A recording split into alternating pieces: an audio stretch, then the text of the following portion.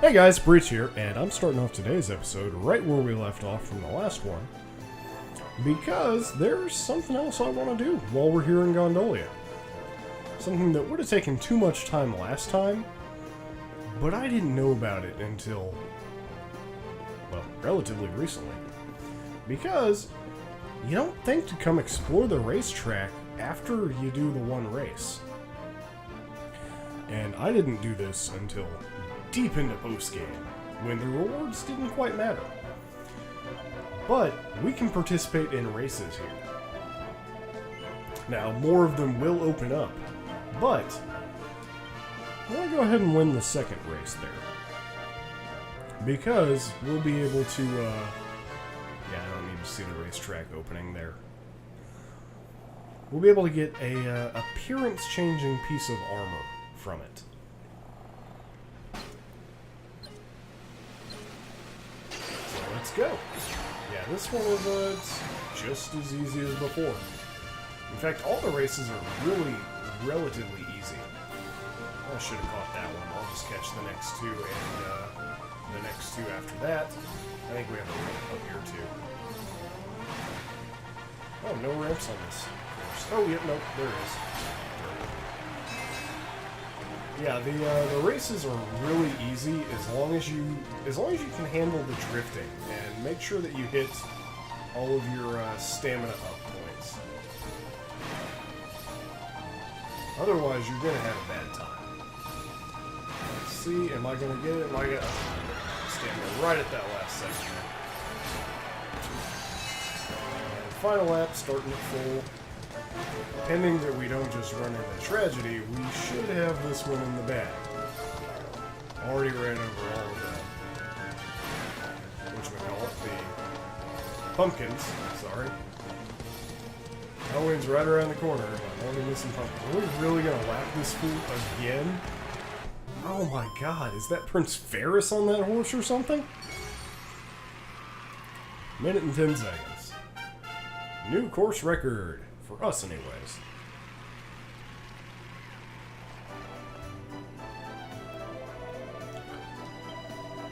And we get a prize. Slime earrings. And for participating, we get a chunk of copper.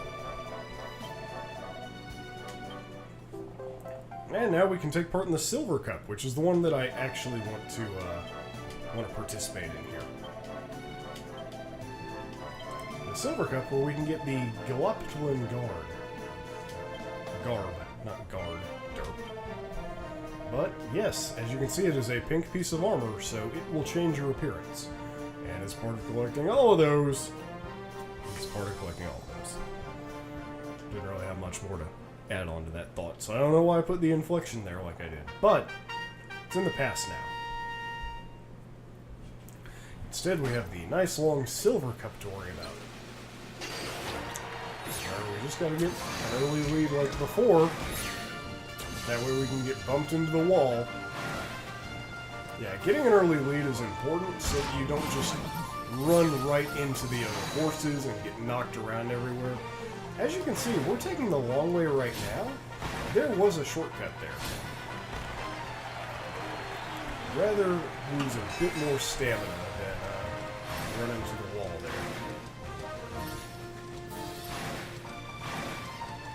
Okay, we're about to get a full little run of stamina here.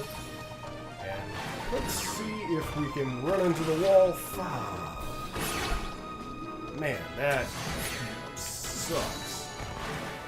I'll show the shortcut off on the next turn. Right now it's more important that we win the race. I waited until too late to start my turn for it. So, yeah, we're going to have to use that shortcut. Man. There we go. Hooray! And we win the race. Thanks to the shortcut. As you see, you can get a really low track time by using that shortcut. Because my lap where I did it, 20 seconds. And we got our Galoptwin Garb. And piece of silver ore, which is actually good for where we're at right now. And that's a pretty big defensive upgrade.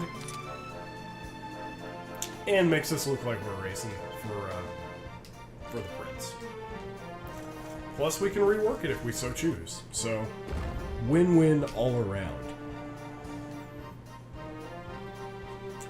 Now, let's, we got the pass so that we can go to Gondolia last time. So let's start working our way in that direction. We're still an enemy short in Gallipolis region here from where I would like to be.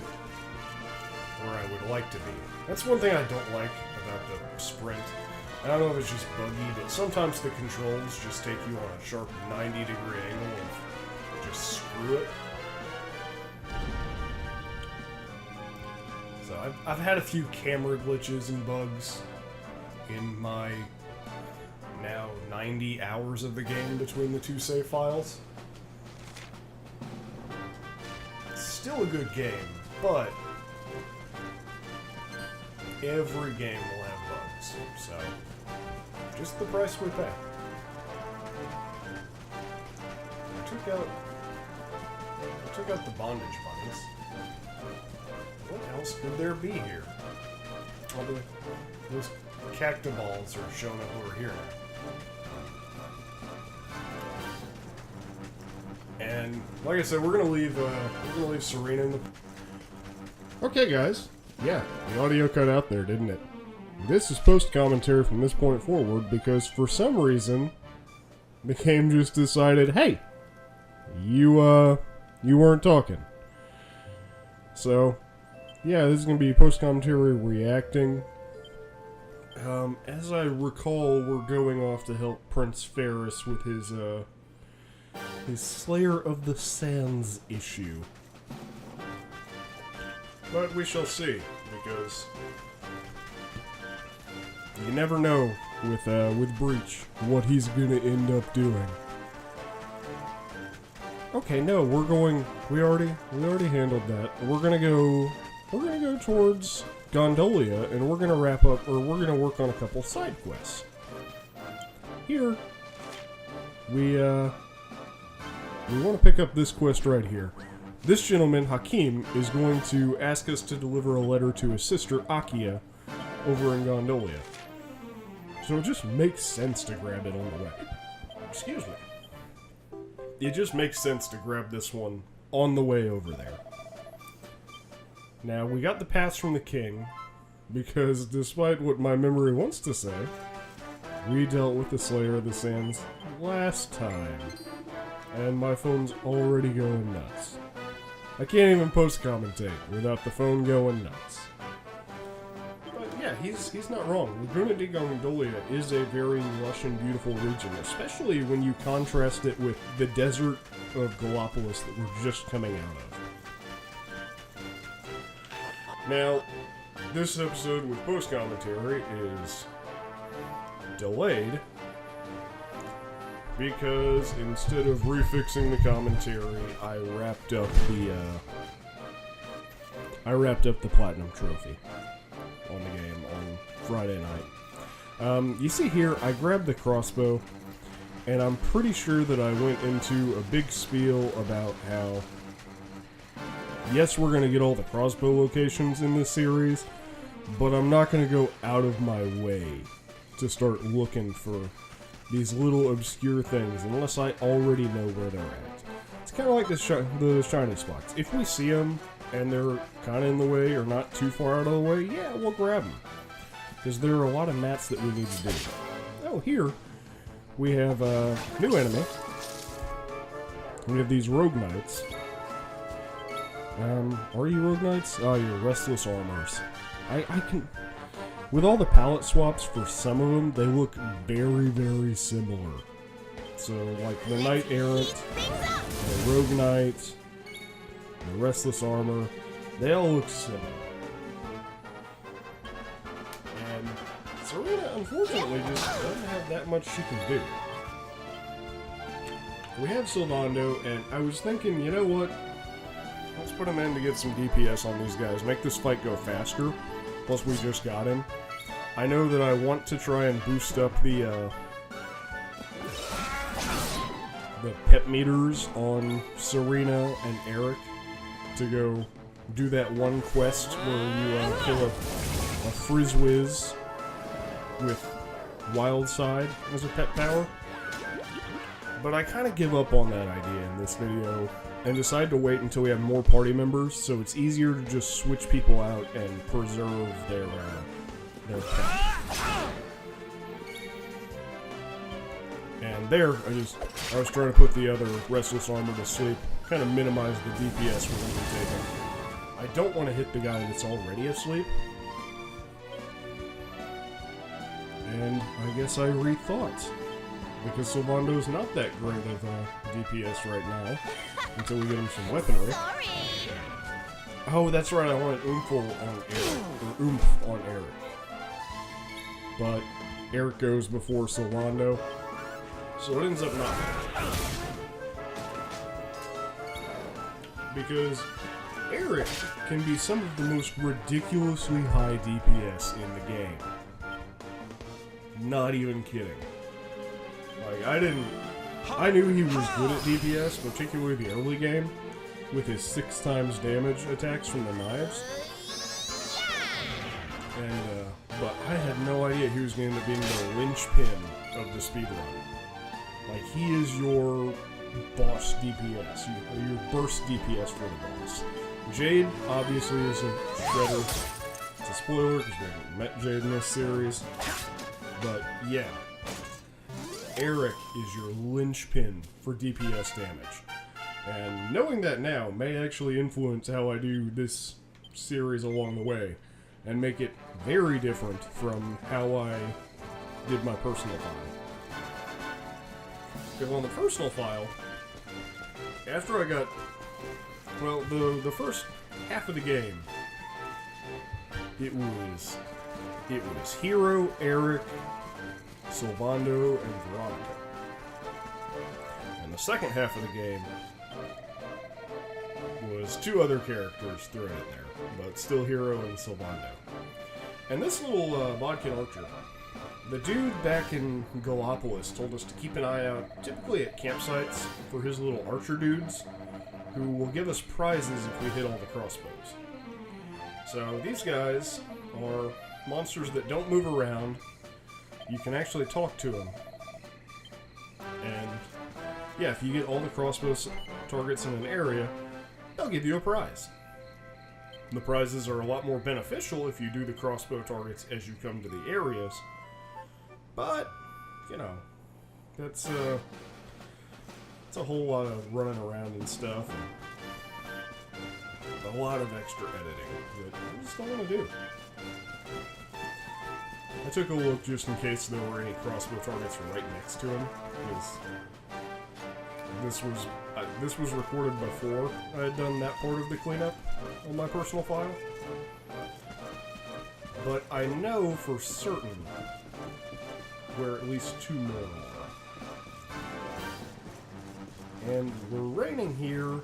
Rain actually does affect which enemies can spawn. There are some that will only spawn when it's rain, which is obnoxious. Now, that was clearly the way to go, and we need to explore and go fight some goopies. These guys can get really freaking obnoxious, but can be great early game XP because of how obnoxious they are. You want to do AoE damage on them. Quite simply, you want to take them out as close to all at the same time as you can, unless you want to farm them for a little bit of experience early on. Because they will call for help, and they will do it often. So, Veronica and Hero will be our friends in this one. Because they're the only ones with AoE. Well, no, Serena doesn't even have AoE magic yet. Sylvando might, if I would have been smart and checked his spells, because he does learn the Whoosh series. but yeah, attack the Muddy Hand that hasn't taken damage yet there. And of course, all for backup. Which one was that? H already? H, yeah, I. You can get really deep into the alphabet with some of these. Now you should have used your AoE. Well, I guess my logic there. It seems that the enemy character limit is roughly 6. And then they just won't be able to teleport around. So I didn't want to risk a new one coming in if the hero finished off all but 1 or 2 of them. But yeah, good experience from the Goopies there. And because we killed so many, we had several chances at drops. After battle drops, it looks like you're limited to 3. At least from my experiences. Here we have another new enemy, but we have a special enemy. As you can recall from the Cryptic Crypts, we ended up recruiting Veronica and Serena. Sparkly enemies turn into mounts whenever you finish killing them. This is one of those examples. When we kill the enemy, we can ride his bee. Which is a lot better than writing any other letters of the alphabet for him. Don't go there, please. Even though I kind of already started it. And one of the things about mounts that I can't remember if I said in the last video where we had a mount, is if you interact with a sparkly spot like a tree or a chest, it skips the animation of bending over to pick it up or bending over to open it. So you can save, add it up a good chunk of time just by being mounted while you do it. If you already have to be mounted. Obviously, if you're going out of your way to fight a battle to get mounted, you're not going to save the amount of time that it takes to load in the fight, do the fight, load out of the fight, and mount out. If you already have to be mounted, you can save a good chunk of time by doing this. And here, just doing the due diligence. Exploring all the nooks, all the crannies. Now, that Goopy right there was an example of an asshole. We saw it earlier in a fork, but some of the enemies will just come up out of the ground and they'll wait until you're running by to do that. So that you're almost guaranteed to run into them if you're just not paying attention, running along, singing a song in your head. But yeah, see, the animation takes like a full second there. So, in a speedrun, that's good time to save if you have the opportunity to go ahead and be mounted. Up here, we have another weather cow. Go ahead, talk to the cow. Looks like the rain should stop by night. Okay. God, the weather cows are so adorable and so quirkily weird that I love them as an addition to the game. We have another new enemy here, a were-tiger. Which, you know, they call it a were-tiger like, you know, a werewolf, so he's more wearing the tiger. And obviously we have to do groupies while we're doing that. That were-tiger right now can actually be a decent enough threat. I don't want to get overwhelmed with him on the field and dealing with the goopies. Fortunately, that one didn't call for help. So, bye-bye. Oh, no, you're not dead. Yeah. 30 damage. That's like over half of Veronica's HP. 35 damage. We nearly lost the little girl. So now, I'm just hoping that we can finish this bad boy off. Thank God Sylvando was there. Right? We did it, darlings! Nice. More levels. Almost caught up with Sylv. And as I recall, we've got another crossbow target right there, directly ahead. I'm going to try and not aggro these so I don't have to fight anymore here. I can't remember if it was in the part that I had already said in the video. This one's going to be a bit shorter. I was recording it in the morning, right after Thursday's video. Trying to get myself ahead, and we have a chest for a mini medal here. Nice. There are, speaking of mini medals, with mini medals, cows, puff puffs, all the different things that are spread out and hidden around the world, there is a decent spreadsheet floating around on GameFAQs that I had gone ahead and dropped in the Dragon's Den. Hopefully that helps Woodus and everyone out with the guide for this game.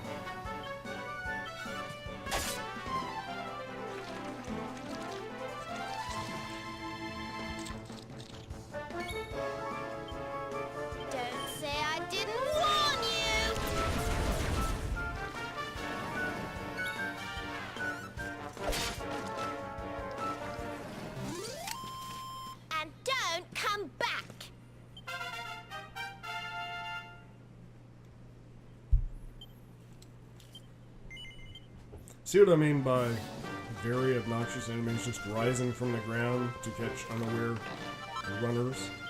Ooh, I love iron armor. Yeah, the recipes, I've harped on this a lot. But if you're doing a draconian mode with no shopping, the recipes are your best friend, and it pays dividends to go ahead and make sure that you fully explore an area just to snag all of the potential recipes. And here, we've made it through the Laguna di Gondolia, all the way to Gondolia, which I think is based on Venice.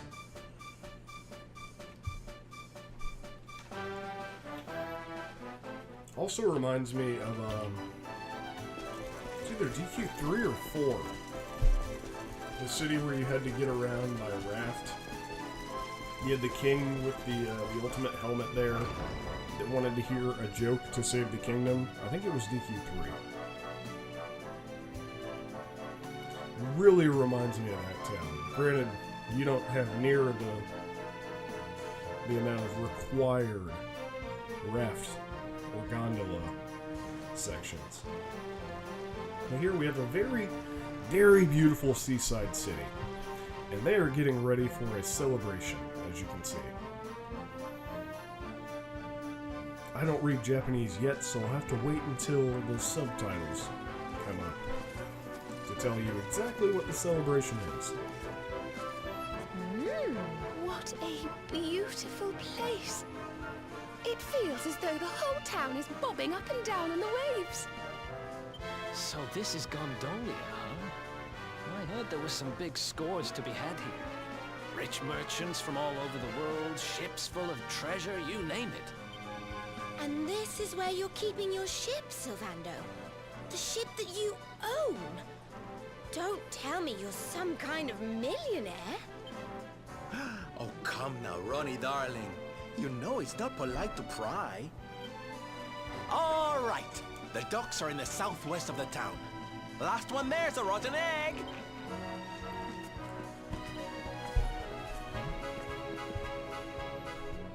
What a suspicious little boy.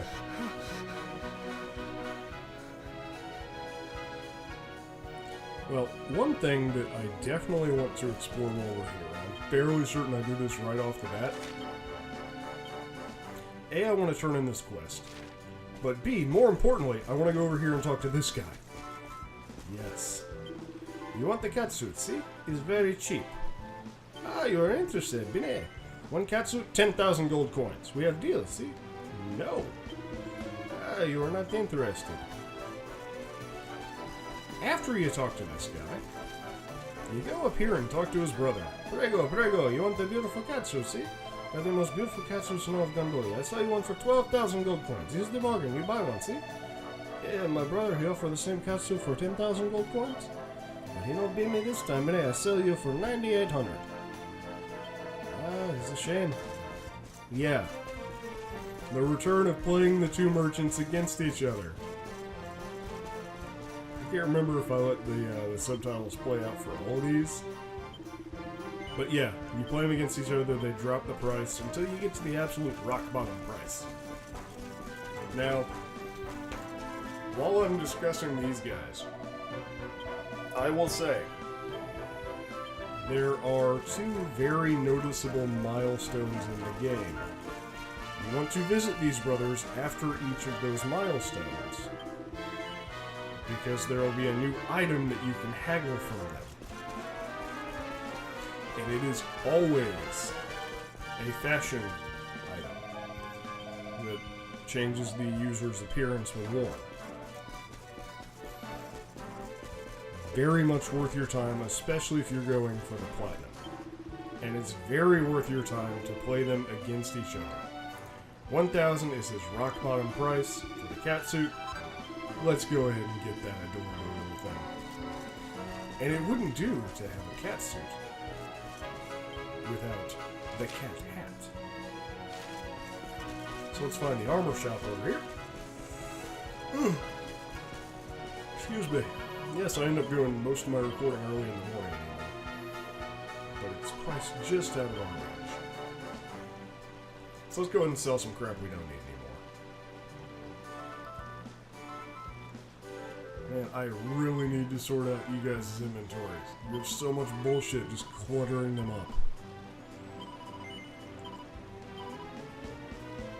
And I end up hanging on to all of the medical herbs for way too long.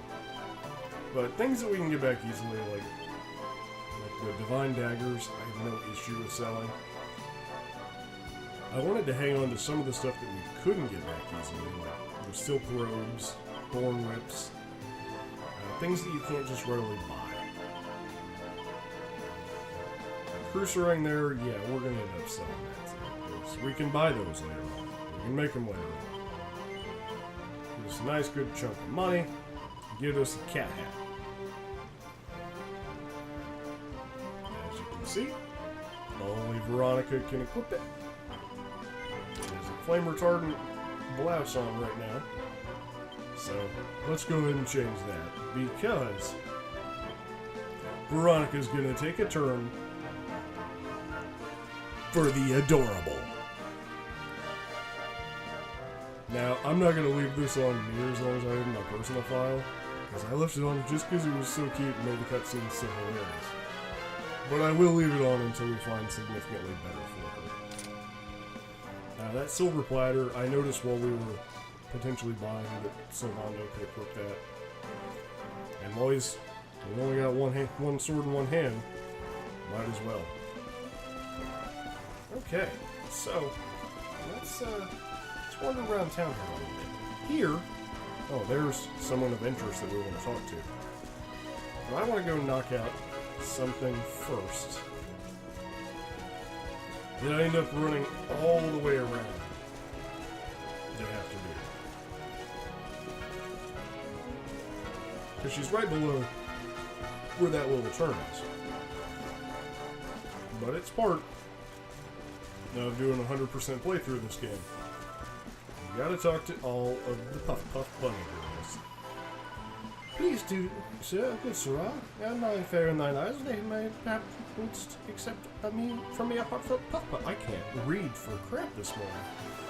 Oh, my glasses are in the other room. That would be why. Puff Puff, Puff Puff, Puff Puff Puff. I thank thee for thy custom. Should the hunger for Puff Puff ever assail thee again, 'twould be my pleasure to sate it. Yeah, a smart person would go pause the video and go grab his glasses, but not this smart person. Okay, there's the gondola. Nothing that I really want to show off with it right now, but they are required for later, so. Here, I find a chest that I didn't even find in my personal file. It's right there. My dog is going nuts with it. The poor little boy's having some very bad allergy and sinus issues. So, here, I'm not really sure what I'm doing. Oh, it's because we got the Care Rivery, and I wasn't sure what kind of item it was. And basically, it prevents things that stop you from being able to, in the items, not the equipment breach, it prevents spells and abilities from being sealed away. Basically, I don't want Veronica getting silenced, because then she's kind of useless. And I take the opportunity to just go ahead and fill out accessories on everyone, because it's better than having nothing on them. Might as well make people a little more powerful at the expense of a minute. Minute and a half. Okay, I think the time is due for us to go talk to dear little Akia. We'll do more exploring next time. I was very confused on how I wanted to end this video, but I think I want to end it wrapping up this quest. You're looking for a young lady named Akia. Well, my name is Akia. Oh, this is a letter from Hakim. 1,000 thank yous. I shall read it right away. Let me see. Are you well? I hope that your apprenticeship at the bakery is not proving to be too draining. I'm certain you will do well. After all, you've always been such a hard worker, ever since you were a little girl. Now that the misery of our old life is a thing of the past, I pray that you are enjoying your freedom. I cannot wait to see you blossom into a fully fledged baker. I have enclosed a few gold coins. Hopefully they will make a life a little easier for you. I very much hope to see you one day soon, and to taste one of your delicious cakes. With all my love, Hakim. Now we must scrimp and save in order to send me money. I must write in my own letter in response. Wait a moment, please. And Akia writes a letter for Hakim. I realize this is quite the imposition, but would you mind returning to the western checkpoint and delivering this to Hakim? Wouldn't mind at all. That is something I would like to tell myself when the time is right. Please don't tell him I don't work in the bakery anymore. 1,000 thank yous for your kind assistance, friend. May the sun shine upon you always. Yes, fortune will shine upon us, for we have found a letter. And, conveniently, the South Gallipolis campsite. The South Gallipolis website, gallipolis.gov, the South Gallipolis campsite, is right by the checkpoint where Hakim was. So we don't have to go too far out of our way to turn this into. As you see, we just run up here, around the corner, and he's right there. Whoa! Griffin. Chimera. Wyvern. Definitely not a Griffin. that Wyvern Chimera, whichever you prefer to call them, just came out of friggin' nowhere. Oh, you've returned. Did you see my sister? How is she? Oh, is this? It is a letter from my dearest Akia. 1,000 thank yous for bringing it to me. I cannot wait to see what it says. Dear Hakim, I received your letter. Thank you. Thank you also for the money. I know it cannot be easy for you to have to support a spell. If it were not for your assistance, I would be unable to follow my dream of becoming a baker. I'm learning so much here. Only the other day, my master mentioned how much I had improved. I will continue to work hard, Hakim. I want you to be proud of me. With all my love, Akia. Ah, dear little Akia. She sounds as if she was doing well and working hard. In truth, life's not been easy for us. Our father did not treat us well. He was once a kind and gentle man, but then he suffered a terrible injury, which made him horribly bitter. Akia would often bear the brunt of his frustration. It was not a pleasant environment in which to grow up, which is why I would like to ensure that she has a life free of it. Wow, that got dark with a quickness. I'll just take my recipe and be on my way, fair traveler. Yeah. I think I'll return to the website here to see if we could actually craft any of the stuff that we just got. because, you know, always be looking for upgrades. That's one of the DQ mantras. Always be looking for upgrades. Oh, we had these Cactiballs set there. I've probably commented on that already, but still a surprise every time. And lo and behold, we don't have all the mats we need for everything, so. Forge items, let's go ahead and be disappointed. Do-do-do-do-do. Yeah, it felt like during my main playthrough I was always leveling up at the forge swords. Great sword for the Marauder sword, which we still need a pitch pearl for. We're not going to get one of those for quite some time. Plus, I'm not as big a fan of the great swords yet. But, I'm going to call it there for today. I hope you guys have had a good one. Please tune in next time. And yeah, we'll continue our journey through Gondolia and see what the story has in store for us. Hope you have a good one.